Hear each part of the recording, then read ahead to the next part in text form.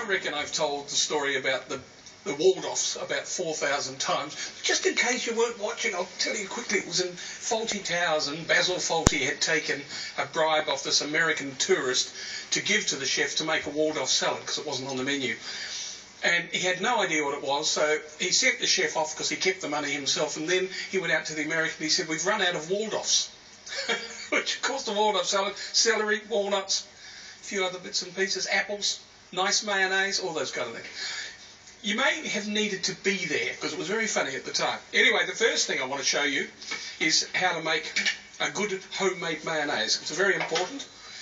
And all we do, and it's pretty simple. In fact, it's very, very simple. 2 egg yolks. And I promise you, once you've made it in the process, you'll wonder why you ever bought it or ever thought about buying it.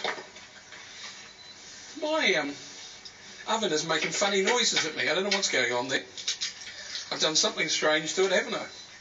It's talking to me. Maybe it didn't like the joke. So, 2 egg yolks, 2 whole eggs, good teaspoon of mustard, 1 clove of crushed garlic,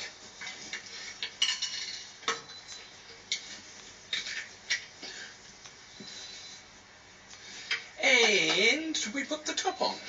Oh, a pinch of salt. I knew there was something else. Just normal salt's fine for this. And we whack the top on, which I've put over here. I knew that I had it somewhere. And then we just get to mix it up.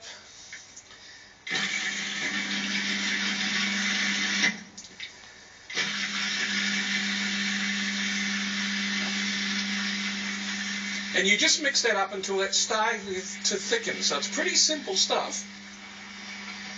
Now, I always make more than I need because it's mad not to have some in the fridge. So what we're going to add is 500 mils of vegetable oil. And then we always need to season it a little. Now, I put some salt in it. I needed some pepper, but I'll find some pepper in a minute. But certainly do need some lemon juice in it or some wine vinegar just to give it that last little bit of flavour. And also a bit of pepper. Is that going through? I'm just wondering. Let's have a look. Oh yes, it is. I thought it was all going on the side. I thought I was in trouble there. And there we have a wonderful homemade mayonnaise. Just let's have... Oops! Oopsie daisy. Mr. Cuisinart will give me a hard time if I break it. Just come and have a look here. Oh, have a taste. Oh, Ian. How could you ever buy mayonnaise if you make it like that? When you're short of time. I think that's the thing. Now, let's start thinking about our lamb cutlets because we've got a few things to happen. We've still got our salad to make. But first of all, I want to crumb these lamb cutlets. I'm going to parmesan crumb them, which just means that I'm actually going to add some parmesan to the crumbing mix. Anyway, I need 3 bowls. I've got 3 bowls, so I'm in business. First of all, flour in one. Just plain flour. A little bit. I've only got 4 chops there. Goodness, Ian, you're getting a bit excited there. Egg and milk, that's called the egg wash. And another one. And in the third one, we are going to put, I'll just pick that up first. I'll pull the bowl out. That's a bit silly, isn't it? And in the third one, we're going to put the crumb mix. So we've got our flour, we've got our egg wash, and then all we need is the crumb mix. Now, you've seen people do this before, I know you have, but I still like to demonstrate. Now, what I'm using here, panko breadcrumbs, they're Japanese breadcrumbs. I've never used anything else for years now, they're fantastic. Nice and crispy and crunchy. And to that, I'm then going to add some parmesan. I've got this big block of parmesan, I got all excited. I decided to buy a really good piece. Bit extravagant, but I love parmesan. We use it a lot on the show, don't we? Now, where's my parmesan grater? It seems to have disappeared, so I'll just have to use this one. Ah, I can see it. I found it. It's right there on the bench. I've got so many things on the bench today. I'm doing about 40,000 things, but I can't even find things. There we go. That'll make life easier. And also some fresh herbs. And grab our lamb chops, or cutlets they are really, aren't they? And we just flour them and then just dust it off. You don't want any excessive flour. Always get these French trimmed ones, you know, which has the bone trimmed. Or as my daughter used to say when she was younger, those chops with handles on. She used to call the bones handles, because that's where she could hang on to when she was eating them. Okay, just get rid of that. And then into our crumbs.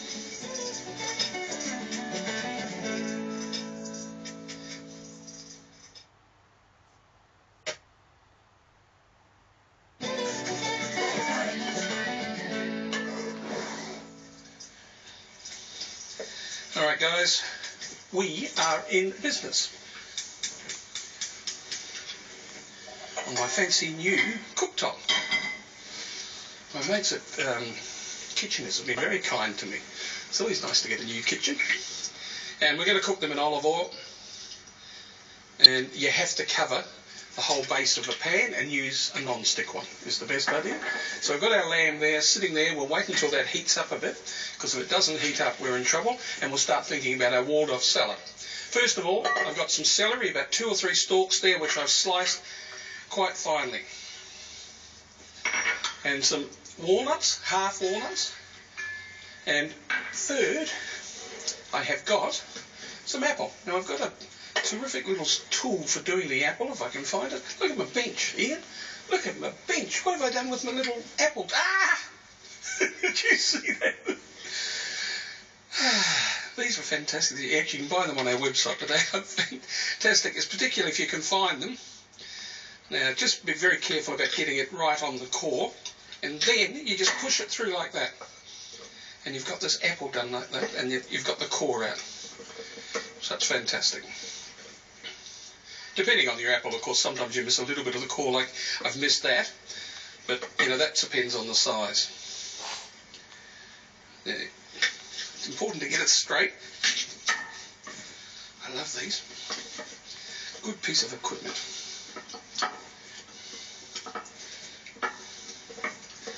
Just 2 will be enough, I'd say.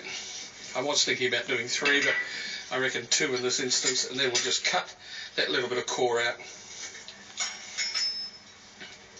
Just like that. I think we're pretty right for this. Leave the skin on, guys, it's because it makes it a bit of fun. And I think we're pretty right for the rest. Here we are. And then we'll just cube it. Now, Wayne, I'm going to annoy the heck out of you, because I'm going to dart over the other side and just put these lamb cutlets in, because I can smell that that oil is ready. So let's just get those in. Now we'll put it in reasonably hot just to seal those crumbs, and then we'll turn them down. When I was a kid, one of my favourite dishes was always crumbed cutlets. But I must admit, I don't think there was a lot of parmesan, particularly parmesan of that quality, in them. I don't think there was any herbs. I just think they were breadcrumbs. Actually, I used to buy them from the butcher, I think. They were pre-done. They weren't bad. Wayne's given up on me. He's watching the cutlets. They're far more fun than watching me chop apples. Now, there we've got our apples. Now, some Waldorf salads have a few more ingredients. I'm not going to bother with that today. Those 3, to me, are the things that you really need. Yes, you could put some leaves in if you wanted to. Of course you could, but I think this is enough. And then we get our mayonnaise, a few good spoons of that, and we'll just mix this up. And at the same time, we're going to keep a really careful eye on those cutlets. So I will dash over here once again and annoy Wayne and just turn them over. Look pretty darn good, don't they? I'll just turn that down even a bit more. Now remember, you have to keep them pink, so don't cook them for too long. And we'll just continue with our salad.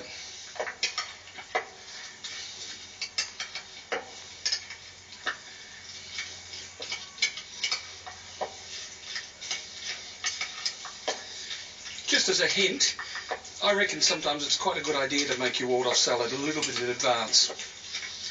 just, you know, because it softens the apples a bit, just a little bit, and it gets the flavour right through it. But it'll still taste darn good, just like this. Now, the next thing, which is important, is we find our paper towel, which I've just put there, because you do need to drain any food that you pan fry or deep fry. It is terribly important that you drain it really well. Now, let's just have a look. Yeah, we're looking pretty good here, guys. Yeah. All right, let's get them out of there, because they don't take long, because they're really tiny.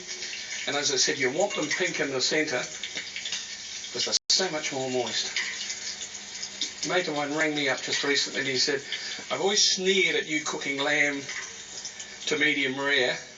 And he said, I tried it, and he said, I couldn't believe how juicy it was compared to the lamb that I normally have. Thanks, mate.